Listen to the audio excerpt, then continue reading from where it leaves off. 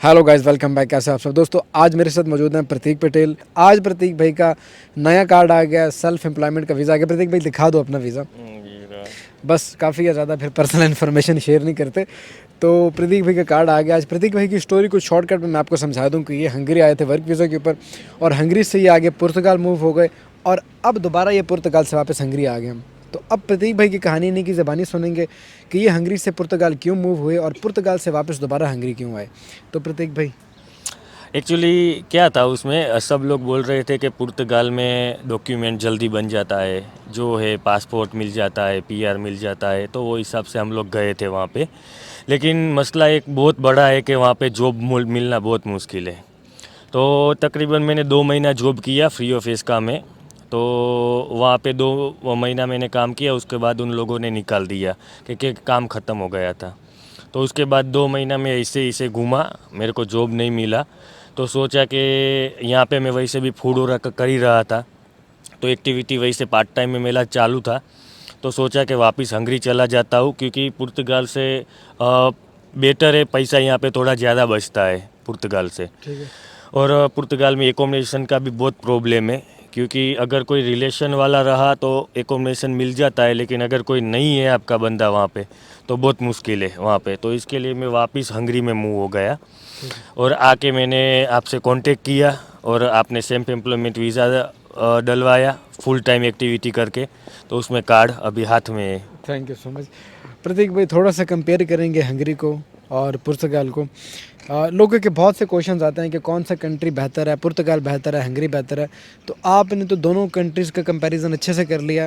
प्रतीक भाई यहाँ यूरोप में अपनी फैमिली समेत रहते हैं। इनकी वाइफ भी यहाँ पे और इनका बेटा भी है। तो ये अपनी फैमिली के साथ यूरोप में रहते हैं। तो उन्होंने यूरोप का कंपैरिजन अच्छे तरीके से किया, हंगरी का भी और पुर्तगाल का भी। तो मैं इनसे पूछूंगा कि ये दोनों कंट्रीज़ में से किस कंट्री को प्रेफर करते हैं फैमिली वाले बंदे के लिए। एक्चुअली पुर्तगाल वैसे बेस्ट है, नो डाउट। अगर आपको परमानेंट जॉब मिल जाता है तो सही है, वहाँ के रूल्स एंड रेगुलेशन। हंगरी में भी कुछ नहीं, वैसा नहीं है कि अगर नहीं, आप नहीं कर सकते हो। हंगरी में भी बेस्ट है, पुर्तगाल में भी बेस्ट है, लेकिन मेन प्रॉब्लम वो है कि पुर्तगाल में जॉब का बहुत प्रॉब्लम है।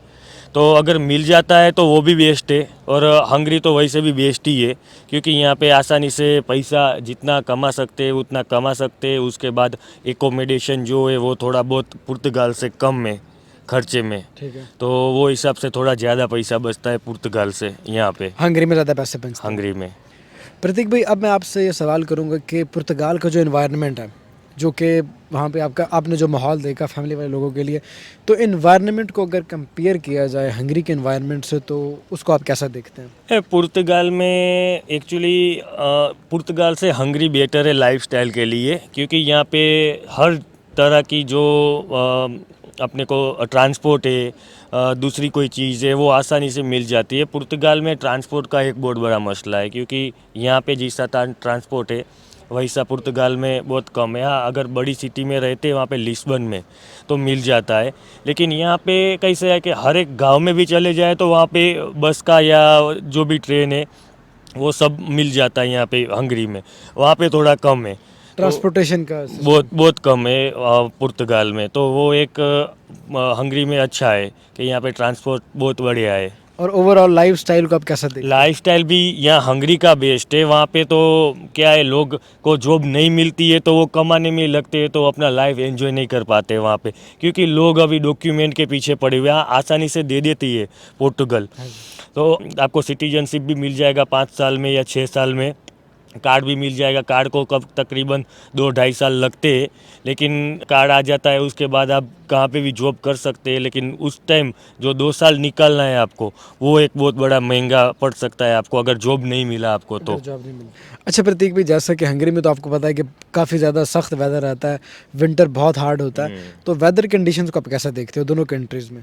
वहाँ पे तो अपने पुर्तगाल में एक्चुअली देखा जाए तो इंडिया कंपेयर पाकिस्तान या बांग्लादेश हमारे जैसे ही वेदर है यहाँ पे। यहाँ पे तो वहाँ पे अगर गए तो बर्फ़ आप नहीं दे सकते, जो स्नो गिरता है वो आप नहीं देख सकते। यहाँ पे वो है, लेकिन यहाँ पे ठंड भी ज़्यादा है थोड़ा पुर्तगाल से कंपेयर में हंगरी में। हंगरी में ज़्यादा सर्दी है। बहुत है। तो क्या ज़िंदगी थोड़ी सख्त हो जाती है विंटर के अब अंदर? विंटर के टाइम पे थोड़ा काम करना मुश्किल होता है, लेकिन वो निकल जाता है, क्योंकि आपको एक बार यहाँ पे काम करने के लिए 1 साल थोड़ा तकलीफ होता है, लेकिन 1 डेढ़ साल के बाद वो टेम्परेचर सेट हो जाता है, तो उसके बाद कोई पता नहीं चलता है आपको ठीक है। कि विंटर में काम कर रहे हैं कि क्या है। ठीक है, वेरी गुड। अच्छा प्रतीक भाई, एक इम्पॉर्टेंट सवाल जो कि हर बंदा जानना चाहता है, अगर आप कंपेयर करते हैं डॉक्यूमेंटेशन के हवाले से हंगरी को या पुर्तगाल को, तो सब लोगों को पता है कि पुर्तगाल में अगर एक बंदा एक मरतबा चला जाए तो एक टाइम गुजारने के बाद उसको वहाँ पे डॉक्यूमेंट्स मिल जाते हैं। मिल जाते हैं। तो उस सिनेरियो में आप दोनों कंट्रीज़ को अगर कंपेयर करें तो आप किसको मार्क्स ज़्यादा देंगे? तो पुर्तगाल एक बेस्ट कंट्री है, जो हाँ 2.5 साल आपको वेट करना पड़ता है, लेकिन उसके बाद जो आपका फ्यूचर है वो वहाँ पे ब्राइट है, क्योंकि उसका कार्ड मिल जाता है, नेशनलिटी मिल जाती है। तो 185 कंट्री आप वैसे भी पासपोर्ट के घूम सकते हैं, काम कर सकते हैं। यूरोप की जो 28 कंट्री से 26, तो वहाँ पे भी आप काम आराम से कर सकते हैं, तो एक अच्छा बेनिफिट है।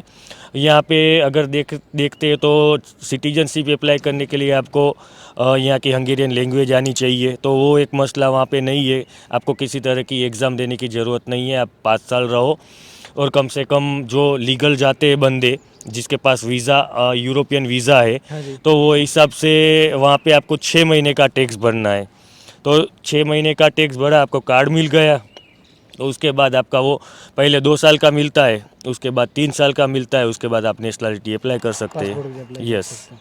ठीक है। तो प्रतीक भाई, पुर्तगाल में वो लोग जिनकी फ़ाइल लॉक होती है पिछले 6 महीने से, तो 6 महीने का टाइम गुजारने के बाद अगर उनके पास जॉब नहीं है, वो जॉब लॉस कर देते हैं, तो क्या गवर्नमेंट उनको सपोर्ट करती है, पुर्तगीज़ गवर्नमेंट? हाँ, वो वहाँ पे अपने को एक फुंदो करके आता है, जो फुंदो अप्लाई करते हैं तो गवर्नमेंट अपने को जो जिसके पास जॉब नहीं रहता है, तो वो बंदे को 300 या 400 यूरो देती है। उसके बाद बच्चा अगर स्कूल में पढ़ता है तो अलग से 150 यूरो या 130 यूरो गवर्नमेंट बच्चे का खाने का देती है, तो वो एक बेनिफिट है वहाँ पे।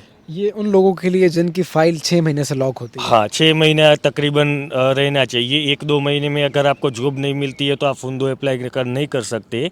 कम से कम आपने थोड़ा बहुत काम किया रहना चाहिए, कि आपने 2 महीना काम किया, 3 महीना काम किया, उसके बाद आपको जॉब नहीं मिल रही है अगर, तो आप 6 महीना निकाल के आप फुंदो अप्लाई कर सकते हैं वहाँ पे। और इसके बेनिफिट मिलेंगे आपको। हाँ, इसके अंदर अगर आप काम नहीं कर रहे तो आपको 400 यूरो मिलेंगे। 400 या 350 यूरो गवर्नमेंट देती है और हर अगर महीने। और अगर आपका बच्चा स्कूल जा रहा है तो 150 यूरो तो देती 150 है। यूरो उसके मिलेंगे। ठीक है। तो ये गाइस हमने कंपेयर किया हंगरी को वर्सेस पुर्तगाल।